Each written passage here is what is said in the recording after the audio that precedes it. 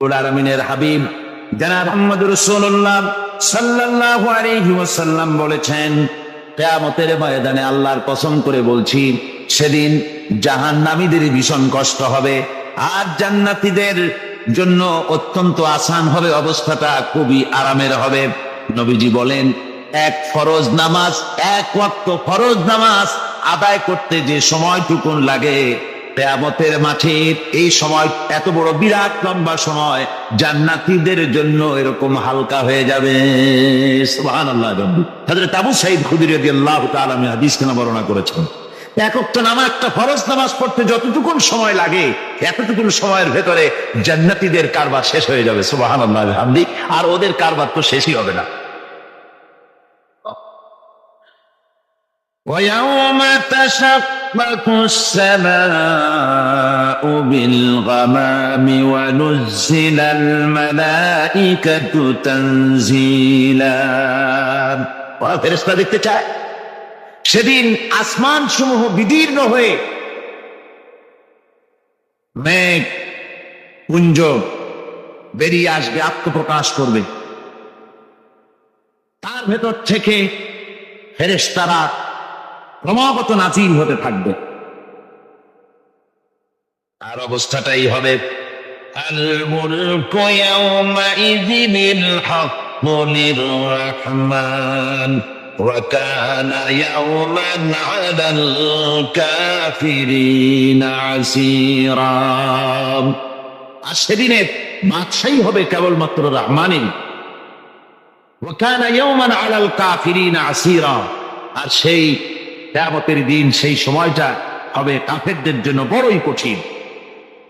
এখানে কিয়ামতের কিছু কথা বলা হচ্ছে, কিছু আভাস দেওয়া হচ্ছে যে আসমান সমূহ বিদীর্ণ হয়ে মেঘ পিণ্ড বেরিয়ে আসবে এবং তার থেকে ক্রমাগত ফেরেশতারা নাজিল হতে থাকবে। আল্লাহর হাবিব বলেছেন, কেউ যদি কিয়ামতের দৃশ্য দেখতে চায় সেজন্য সূরা ইযা শামসু কুবিরাত ওয়া ইযা সামাউ ইনফাতারাত, ইযা সামাউ ইনশাক্কাত, এই সূরাগুলি যেন পড়ে, তাহলে কিয়ামতের দৃশ্য তার চোখের সামনে প্রতিভাত হবে। কিয়ামতের দৃশ্যটা আসলে কেমন হবে সেই সূরাগুলি তেলাওয়াত করলে সে বুঝতে পারবে। যেমন আল্লাহ পাক বলছেন, إذا السماء انفطرت وإذا الكواكب انتثرت وإذا البحار فجرت وإذا القبور بعثرت। যখন আকাশসমূহ চূর্ণ বিচূর্ণ হয়ে যাবে আর তারকাসমূহ বিক্ষিপ্ত হয়ে পড়বে, সমুদ্র মহাসমুদ্রগুলি দীর্ণ বিদীর্ণ হয়ে যাবে, কবরগুলি সব উদ্গীরণ করে দেবে, তার মধ্যে যা আছে সে সবগুলি। আবার আল্লাহ পাক বলেন, ইযাশ শামসু কুবিরাত ওয়া ইযান নুজুমু ইনকাদারাত ওয়া ইযাল জিবালু সুয়্যিরাত। সূর্য যখন থেকে যাবে, তারকাগুলি যখন বিপর্যস্ত হয়ে যাবে আর পাহাড়গুলি যখন চালিয়ে দেওয়া হবে, এই দৃশ্য তোমরা দেখতে পাবে। فإذا النجوم طمست وإذا السماء فرجت وإذا الجبال نسفت। সেদিন অবস্থা এমন হবে, সমস্ত তারকাগুলি স্তিমিত হয়ে যাবে আর আকাশসমূহ দীর্ণ বিদীর্ণ হয়ে যাবে। আর দেখতে পাবে পাহাড়গুলি, সমস্ত পাহাড়গুলিকে উড়িয়ে দেওয়া হবে। আবার অবস্থা আরো কি হবে, فإذا برق البصر وخسف القمر وجمع الشمس والقمر। যখন চক্ষু বিস্ফারিত হয়ে যাবে মানুষের, চাঁদ আর সূর্য নিষ্প্রভ হয়ে যাবে, সব একাকার হয়ে যাবে, চন্দ্র এবং সূর্য তার অস্তিত্বকে হারিয়ে ফেলবে। শুধু তাই নয়, ওয়াকুমিলাতিল আরদু ওয়াল জিবালু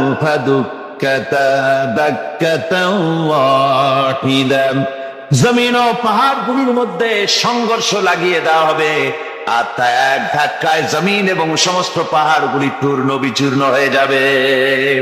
সুবহানাল্লাহি ওয়া বিহামদিহি। আল্লাহ রাব্বুল আলামিন বলছেন, এইভাবে করে কিয়ামতের দৃশ্য, বিভীষিকাময় দৃশ্য তোমরা দেখতে পাবে। আর সেদিনের রাজত্বটা কার হবে? আল মুলকু ইয়াওমাইযিনিল হাক্কু লির-রাহমান। সেদিনের রাজত্ব হবে কেবলমাত্র রহমানের। অর্থাৎ যেসব কৃত্রিম বাদশাহী দেখে তোমাদের চোখে ধাঁধা লেগে গিয়েছে, তোমাদেরকে দুনিয়ার বাদশাহী দেখে তোমরা ধোঁকায় পড়ে গিয়েছো, এসব বাদশাহী কিছুই টিকবে না সেদিন। সেদিন শুধু বাদশাহী থাকবে একমাত্র আল্লাহ পাকের। কার থাকবে বাদশাহী? যারা বলেন কার? আল্লাহ রাব্বুল আলামিন যখন কিছুই থাকবে না ঘোষণা করবেন লিমানিল মুলকুল ইয়াউম লিল্লাহিল ওয়াহিদুল কাহ্হার। আজকে কার রাজত্ব?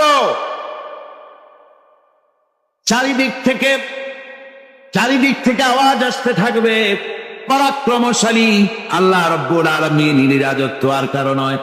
হাদিস শরীফে এসেছে, বুখারী মুসলিম শরীফের হাদিসে এসেছে, আল্লাহর নবী বলেন আল্লাহ রাব্বুল আলামিন তখন তার এক হাতে আকাশমণ্ডলীকে ধারণ করবেন আর এক হাতে জমিনকে ধারণ করবেন। আকাশমণ্ডলী এক হাতে, জমিন এক হাতে। এভাবে আল্লাহ রাব্বুল আলামিন বলবেন আইনাল জাব্বারুন আইনাল মুতাকাব্বিরুন। কোথায় সেই স্বৈরাচারীরা?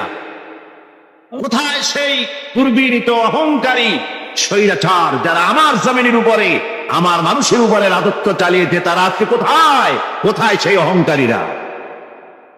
আল্লাহ পাক সেদিন যে বলবেন, সেদিন তো বলবেন, কিন্তু দুনিয়ার মাঝেও স্বৈরাচার যারা, অহংকারী যারা, তাদের শাস্তি পৃথিবীর বুকেও দেন। আর সেদিন তো দিবিনি। কত স্বৈরাচার আমরা দেখলাম, কত অহংকারী দেখলাম, যাদের তর্জনী হেননে লক্ষ কোটি কোটি মানুষ উঠত আর বসত। তাদের জিল্লাতির সঙ্গে আল্লাহ রাব্বুল আলামিন কতজনকে বিদায় করে দিলেন। ফুলের মালা নিয়ে কুলাতে পারে নাই, পা থেকে শুরু করে গলা পর্যন্ত ফুলের মালা দিয়া ডুবাই দিল ভক্তরা। আবার আল্লাহ রাব্বুল আলামিন এমন শাস্তি দিলেন, ফুলের মালার পরিবর্তে জুতার মালা নিয়ে জেলের মধ্যে ঢুকাইয়া দিলেন। ঠিক কিনা গান? অহংকারী আর স্বৈরাচার যারা হয়, আল্লাহ পাক এভাবে তাদের দৃষ্টান্ত দেখিয়ে দেন। আমরা কত দেখলাম, 9 বছরের রাজা 10 বছরের সাজা। পৃথিবীর মুখে যারা অহংকার করে, যারা স্বৈরাচার হয়, আল্লাহর আইনকে যারা বৃদ্ধঙ্গুষ্টি প্রদর্শন করে, আল্লাহ পাক তাদের জমিনেও দেখান। এখানে চূড়ান্ত ফয়সালা আল্লাহ করেন না, আসল ফয়সালার জায়গা তো আছেই, তবে এখানে নমুনা দেখায় দেন। কিন্তু মুশকিল হচ্ছে, ইতিহাসের সবচাইতে বড় শিক্ষা হলো ইতিহাস থেকে মানুষেরা শিক্ষা গ্রহণ করে না। একজনে যে কাম করে বিপদে পড়ে, আর একজন এসে আবার সেই পথে অগ্রসর হয় নিশ্চিত মৃত্যুর পথে। আমার বন্ধুগণ, আল্লাহ পাক বলছেন সেই দিন আমার রাজত্ব হবে আর কারো রাজত্ব হবে না। ওয়াকানা ইয়াওমান আলাল কাফিরিনা আসীরা। আর ওই দিনটা, ওই কিয়ামতের দিন হবে কাফেরদের জন্য সবচাইতে কঠিন। সবচাইতে কঠিন হবে কাদের জন্য? কাফেরদের জন্য। কাফের কারা? কাফের হচ্ছে তারা যারা নাকি আল্লাহর আইনকে অস্বীকার করেছে, আল্লাহকে অস্বীকার করেছে, আল্লাহর আইনকে অস্বীকার করেছে। ওরা কি? কাফের। কুফর শব্দের অর্থ হচ্ছে গোপন করা।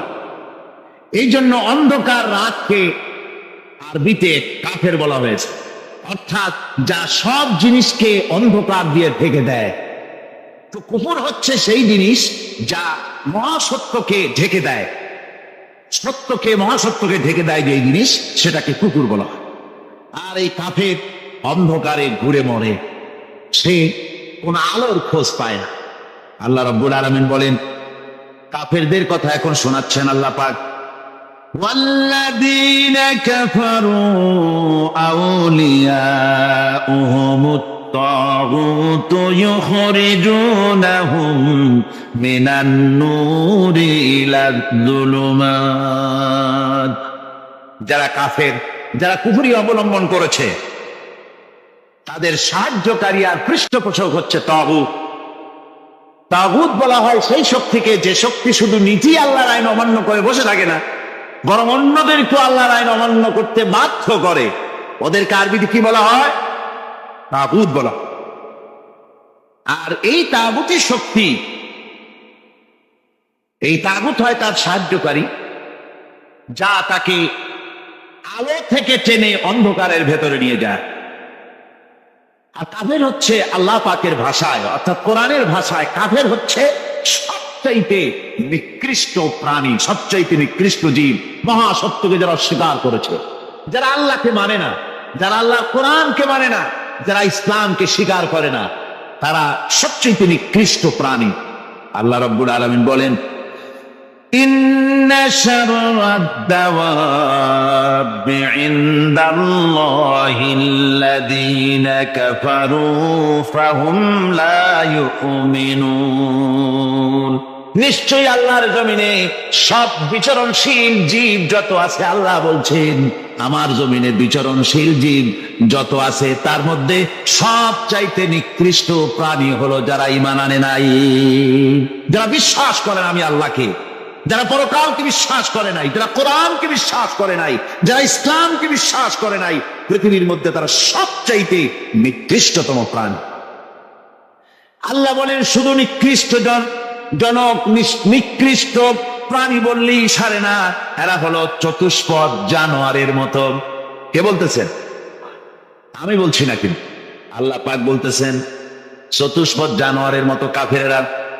وَمَثَلُ الَّذِينَ كَفَرُوا كَمَثَلِ الَّذِي يَنْعِقُ بِمَا لَا يَسْمَعُ إِلَّا دُعَاءً وَنِدَاءً। এই কাফেরদের দৃষ্টান্ত হচ্ছে সেই রাখালের মতো, যে রাখাল তার পশুদেরকে ডাকে, আর ওই পশুরা একটা ডাক শোনে মাত্র, কিন্তু কি যে বলে তা তো পশুকে বোঝেন। ভালো বুঝতে পেরেছ?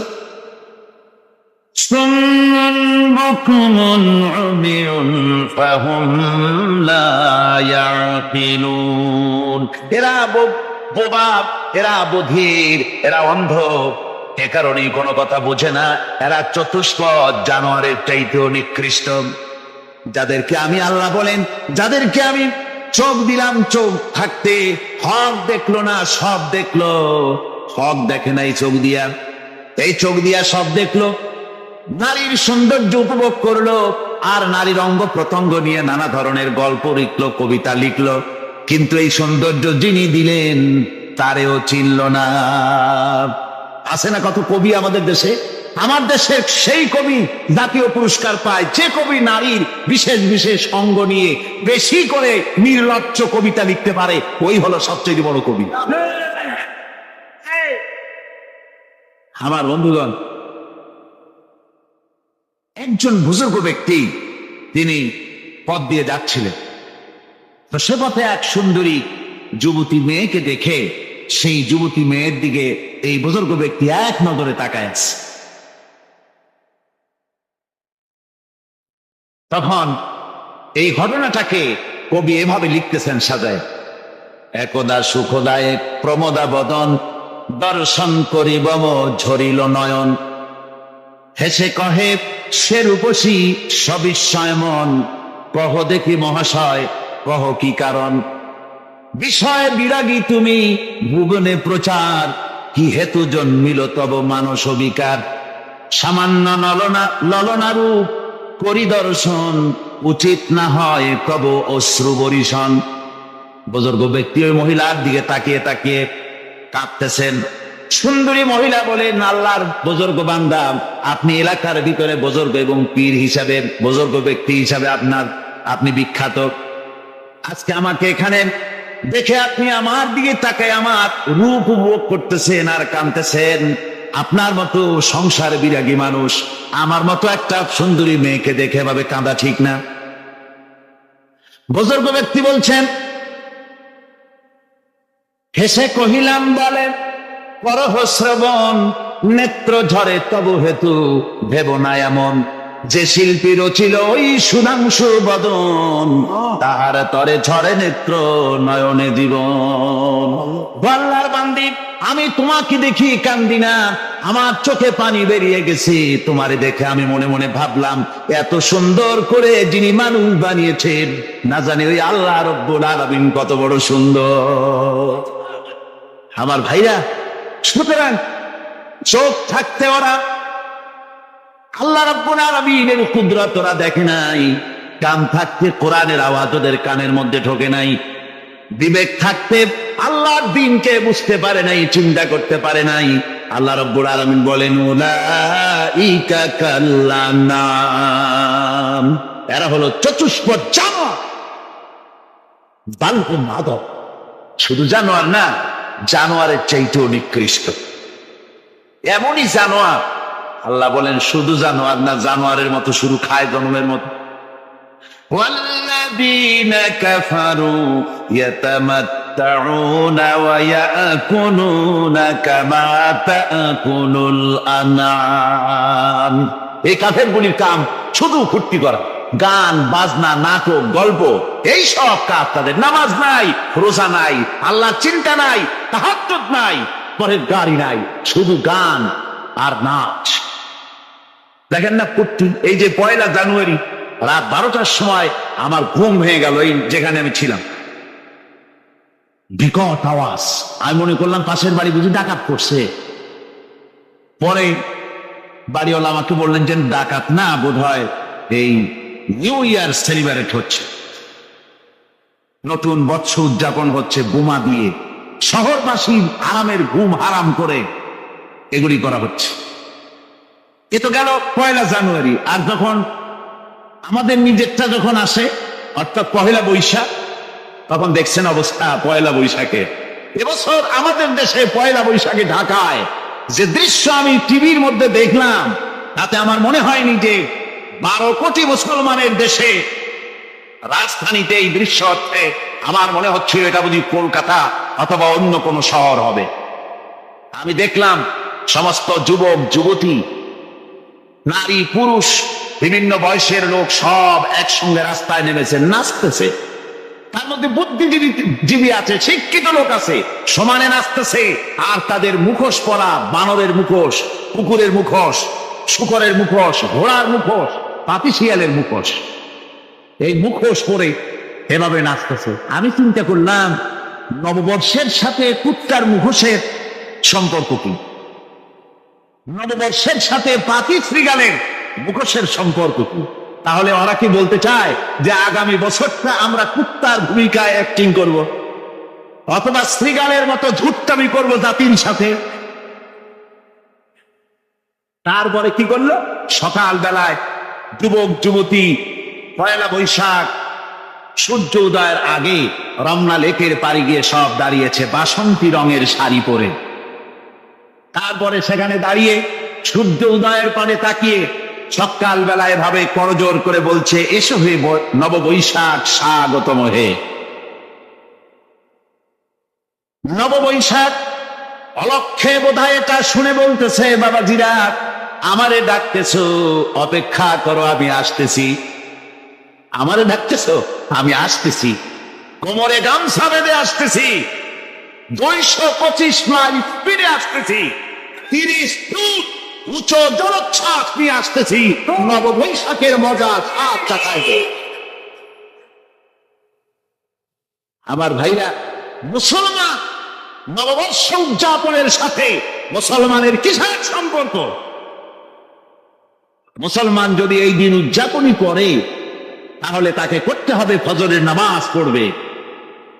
মুসলমান নববর্ষ উদযাপন করবে, ফজরের নামাজ পড়বে, তারপরে কোরআন শরীফ তেলাওয়াত করবে, দরুদ শরীফ পড়বে, আল্লাহর দরবারে হাত তুলে বলবে, রব্বুনা রব্বিন, 1 বছর পার করে দিলাম, নাফরমানি ছাড়া কিছুই তো করি নাই, বিগত বছরে যা করেছি মাফ করে দাও, আগামী বছরটা গোটা জাতি আর দেশের জন্য কল্যাণকর মঙ্গলময় করে দাও। এটাই তো বলা উচিত ছিল নাকি? বলে না, না করে, তা না বলে বৈশাখের পরিচালককে না ডেকে সরাসরি বৈশাখকে আহ্বান করা হয়েছে। আর বৈশাখ আহ্বান করার মজা জনমের মতো দেখাই দিয়েছে। আল্লাহ রাব্বুল আলামিন তাই বলেন, কাফেররা তাদের কাজ হলো শুধু খাওয়া, তারা এমন খাওয়া খায় জনমের মতো খায়। ইয়াকুলুনা কামা তাকুলুল আনাম, জানোয়ারে যেমন খায় ওই রকম খায়। তার মানে খায়, একটু বিসমিল্লাহ কয় না। খায়া যখন ছেড়ে দেয় তখন আলহামদুলিল্লাহ বলে না। বাহাত দিয়ে খায়, আবার বাহাত দিয়ে খায়। ডাব একটা কাটলো, বিসমিল্লাহ নাই, খাইলো, 2-4 ঢোক খাইয়া পুরা ডাবটা ঢালাই দিল। ডাবটা কি তোমার বাদাম তৈরি করছিল নাকি? একটু বিসমিল্লাহ বললা না, একটু শুকরিয়া আদায় করলা। আমি গত ডিসেম্বর গেল, ডিসেম্বরের 16 তারিখে আমেরিকা থেকে এসছি। ওখানে দেখলাম তারা প্রতি নভেম্বর মাসের শেষ বৃহস্পতিবার থ্যাঙ্কস গিভিং ডে অবজার্ভ করে। তা আমি জিজ্ঞেস করলাম, থ্যাঙ্কস গিভিং ডে জিনিসটা কি? ওরা বললো, এটা হচ্ছে এই যে গড আমাদেরকে সারা বছর ভালো খাওয়াইছে, আমাদেরকে ভালোভাবে পড়াইছেন, সুন্দর রেখেছেন, এই জন্য আমরা গডকে থ্যাঙ্কস দেই নভেম্বরের এই শেষ দিনটিতে। সারা বছরের ভালো খাইছি, ভালো থাকছি, এই জন্য গভর্নমেন্টকে মানে গডকে থ্যাঙ্কস দিলাম। আমি আমার আলোচনায় সেখানে বললাম যে দেখেন, রাশিয়ার সাথে আমেরিকার পার্থক্য তো এখানে। ওরা গডকে অস্বীকারই করেছে, গডই মানে না। আর এরা গডের নামাজ শ্রদ্ধা বা ইবাদত কিছু করুক আর না করুক, গডের অন্তত একটা ধন্যবাদ দেয়। ওরা ওদের ডলারে লিখেছে, ইন গড উই ট্রাস্ট। প্রত্যেকটা ডলারে লেখা, আমরা গডে বিশ্বাস করি। তো শুকর আদায় করলে তো আল্লাহ বাড়িয়ে দিবেন। আল্লাহ রাব্বুল আলামিনের সুন্নাত হলো, শুকর যদি কেউ আদায় করে আল্লাহ বাড়িয়ে দেন। লা ইন শাকারতুম লাযীদান্নাকুম ওয়া লা ইন কাফারতুম ইন্না আযাবী লাশাদীদ। আমার নিয়ামতের শুকর যদি আদায় করো আমি বাড়ায় দেব, আর যদি নিয়ামতের শুকর আদায় না করো তাহলে মস্ত বড় শাস্তি তোমাদের জন্য রেখেছি। তো আমেরিকা শুকর আদায় করে নিজেরা খাইয়া, কিন্তু ওদের জমিন হলো বিশাল জমিন। আমি কয়েকবার গিয়েছি এবং বহু স্টেট সফর করেছি। ওদের জমিন এত ফার্টাইল, জমিনে যদি রীতিমতো তারা ফসল ফলাতো, এই ফসল সারা দুনিয়ার দরিদ্র ভূমুক্ষ জনতাকে খাওয়াইয়া বাঁচাইতে পারত। কিন্তু ওরা তা করে না। ওরা করে কি? ওরা মুনাফার হার, বাজার দর ঠিক রাখার জন্য নির্দিষ্ট পরিমাণ জমিনের ফসল ফলায়, কিন্তু জমিন এতই উর্বর, ওদের মেজারমেন্ট করা, মাপ করা, হিসাব করা ফসল হয় না, ফসল হয় বেশি। তখন বাড়তি ফসলকে তারা প্রতি বছর লক্ষ লক্ষ টন আলু আর গমকে তারা সমুদ্রে নিক্ষেপ করে। তাদের আলু এবং গম সেই সময় তারা নিক্ষেপ করে সমুদ্রে, যখন ইথিওপিয়া, সুদানে মানুষ না খেয়ে মরছে। পৃথিবীর বিভিন্ন দেশে মানুষ ক্ষুধার যন্ত্রণায় যখন চিৎকার করছে, আর তাদের এই চিৎকারে আকাশ বাতাস ভারী হয়ে যাচ্ছে, তখন ওরা এই কামটি করছে। তাই আমি ওই প্রথম দিন বলেছিলাম যে রাশিয়া যেমন খান খান হয়েছে, অস্তিত্ব বিলুপ্ত হয়েছে আল্লাহর সাথে নাফরমানি করার কারণে। আপনারা বলতে পারেন কমিউনিজম কি একটা সহজ ব্যাপার? একটা বিরাট শক্তি পৃথিবীর বুকে, কত দেশ তারা ডমিনেট করতেছিল। কোন যুদ্ধ নাই, কোন রক্তপাত নাই, বিনা ধাক্কায়, বিনা বাতাসে, বিনা ঝড়ে বিশাল মহিরুহু চিৎপটাং। এটা হলো কেন? কেন হলো রাশিয়ার এই দশা? আমি লালদিঘির ময়দানে বলে গেছিলাম, আমি চিন্তা করে যেটা পাইছি সেটা হচ্ছে দুনিয়ার সমস্ত মতবাদ আল্লাহকে কোনো না কোনো প্রকারে স্বীকার করে। তার কথা মানুক আর না মানুক, আছে একটা কিছু এতটুকুন বলে যে আল্লাহ আছেন বা গড আছে বা একটা কিছু আছে। কমিউনিজম, সমাজতন্ত্র হলো পৃথিবীর একমাত্র নিকৃষ্ট মতবাদ, যে মতবাদ সরাসরি আল্লাহকে স্বীকার করেছে, বলেছে আল্লাহ নাই, দেয়ার ইজ নো গড। তারা ধর্মকে আফিম বলেছে। আল্লাহ পাক তাই কোন যুদ্ধ ছাড়া, কোন মারামারি ছাড়া, কোন রক্তপাত ছাড়া এই বিশাল শক্তিকে উৎকারে উড়িয়ে দিলেন। তুলার মতো হয়ে, গোটা রাশিয়া তুলার মতো হয়ে, পেঁজা তুলা, ধোনা তুলার মতো হয়ে সব উড়ে চলে গিয়েছে, অস্তিত্ব বিলুপ্ত হয়ে গিয়েছে। কিন্তু আমাদের দেশের খুচরা কমিউনিস্টরা এখনো স্বপ্ন দেখে ওই যে কালকে বলেছি, তারা বলে কলমের খোসা, এটা এখন